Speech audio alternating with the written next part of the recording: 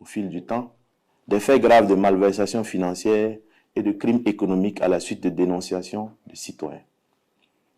À la suite des révélations graves faites le lundi 4 novembre 2024 par son Excellence, le capitaine Ibrahim Traoré, président du Faso, chef de l'État, relatives au détournement de fonds publics et d'enrichissement illicite portant sur un patrimoine estimé à plus de 3 milliards de francs CFA, nous avons découvert d'autres cas d'abus de pouvoir ayant entraîné une perte de ressources financières évaluée à plusieurs milliards de francs CFA de 2001 à 2022.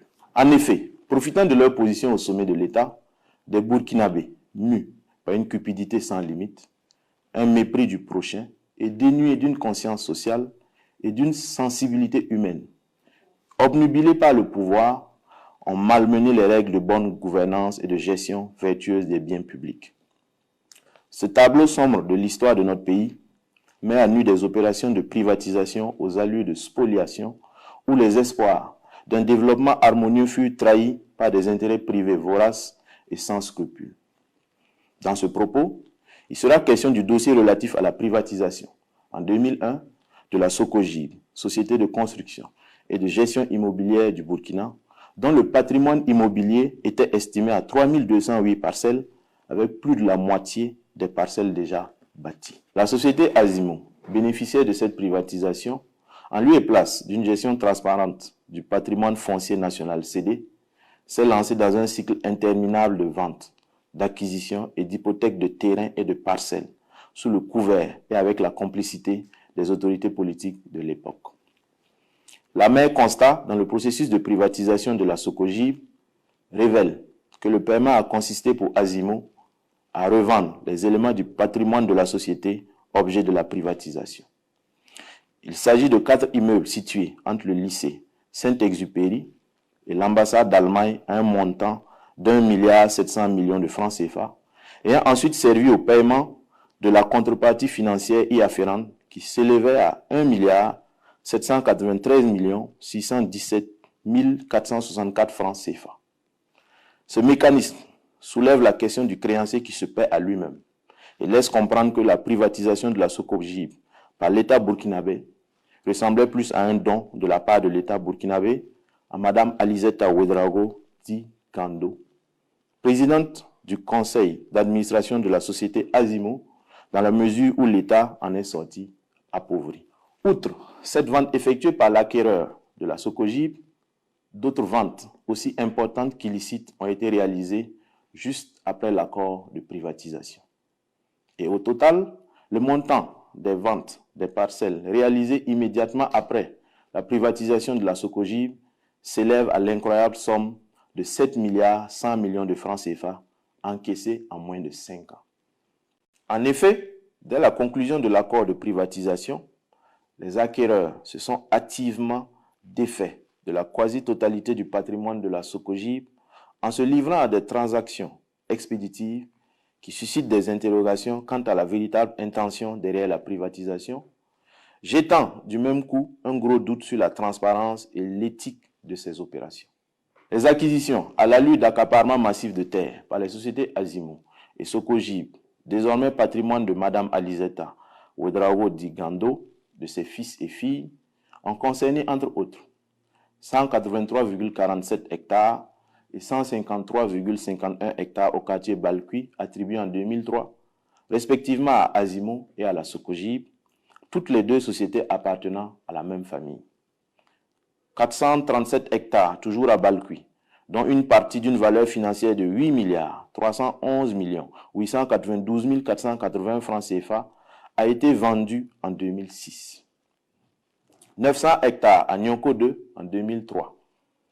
1001,12 hectares dans la zone de Yagma en 2007. 133 parcelles couvrant une superficie de 65 610 mètres carrés au quartier Ouara 2000, d'une valeur estimée à 2 milliards 296 595 000 francs CFA, octroyée à Mme Alizeta Ouedraogo, représentée par son fils Mahamadou Ouedraogo.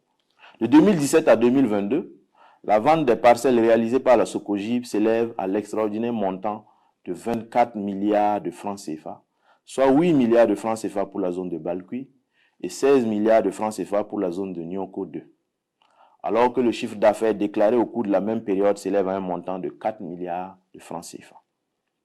De toute cette manne financière, l'administration fiscale n'a perçu que la somme de 83 936 380 francs CFA comme revenu fiscal. Comment comprendre donc cet énorme décalage entre les recettes réellement encaissées, le chiffre d'affaires déclaré et les impôts nets payés?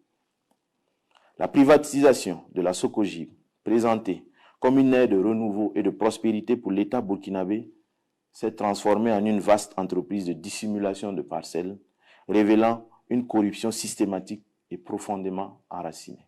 En effet, en mai 2021, sous le fallacieux prétexte d'avoir été victime de casse pendant l'insurrection populaire des 30 et 31 octobre 2014, M. Mahamadou Ouedraogo, alors directeur général de la Socogib, puis président du conseil d'administration, après la fuite de l'ancienne PCA, sa mère décide de céder 700 parcelles, couvrant une superficie de 309 279 mètres carrés, à Mme Compaoré Sala, épouse du frère cadet de l'ancien président Blaise Compaoré, pour la somme dérisoire de 50 millions de francs CFA, somme qui n'a jamais été versée, alors que la valeur réelle de ces parcelles est estimée à 10 milliards 824 765 000 francs CFA. Cette transaction scandaleuse illustre à quel point les intérêts privés ont été favorisés au détriment des intérêts de la collectivité. La situation a atteint son paroxysme le 30 décembre 2022 lorsque, par une convention notariée, le même Mahamadou Ouedraogo cède gratuitement un total de 3300 parcelles à diverses sociétés, soit 500 parcelles à Sagba TP, 2000 parcelles à Salma International, 600 parcelles à Azimo SA et 200 parcelles à Tan Aliz SA. Il est à noter que toutes ces sociétés appartiennent aux frères, sœurs, à la mère et à M. Mahamadou Ouedraogo lui-même. La valeur totale de ces parcelles s'élève à 19 milliards 800 millions de francs CFA, démontrant l'ampleur de la spoliation.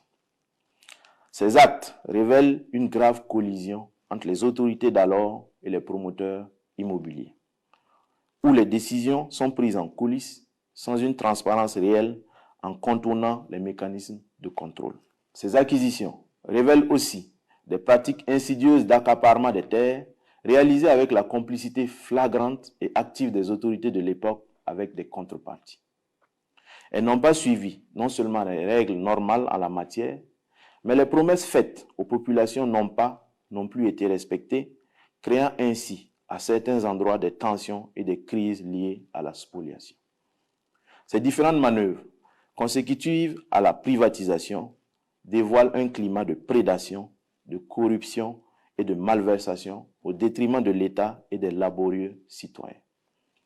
Aujourd'hui, pendant que notre pays est pleinement engagé dans la guerre contre le terrorisme, ces fonds issus de pratiques criminelles sont employés par leurs propriétaires ou détenteurs pour financer les ennemis du peuple. Les voleurs d'hier sont devenus aujourd'hui des commanditaires d'actions terroristes et de déstabilisation à travers divers circuits contre le Burkina Faso, leur propre pays. Hier, ils ont ruiné l'État et compromis le bien-être du peuple burkinabé. Aujourd'hui, hors du Burkina Faso, et toujours motivé par l'avidité du pouvoir, il participe encore à freiner son envol, son indépendance et son développement.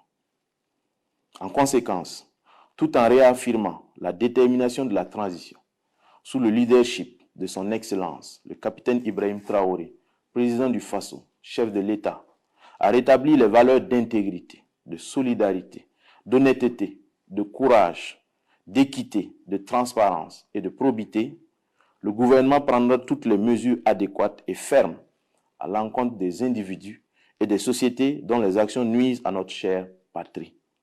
Certaines mesures sont déjà en cours et d'autres plus pointues sont en gestation. En tout état de cause, la justice sera saisie pour connaître de ce dossier en vue d'appliquer la rigueur de la loi sur les auteurs ou les complices de toutes ces malversations. Les populations sont donc invitées à s'engager vaillamment dans cette dynamique, à dénoncer tous les cas de malversation financière de spoliation de biens, d'abus d'autorité et de pouvoir exercer contre les citoyens honnêtes et à ne plus acheter des parcelles dès à présent avec les sociétés mises en cause en attendant la prise de mesures urgentes qui seront diligentées. Toutes les institutions et structures engagées dans la lutte contre ces fléaux sont ici interpellées. Une célérité dans le traitement des dénonciations, des plaintes et des dossiers de crimes économiques est attendue. Ensemble, œuvrons à bâtir une société de justice, de paix et de prospérité pour tous. La patrie ou la mort, nous vaincrons.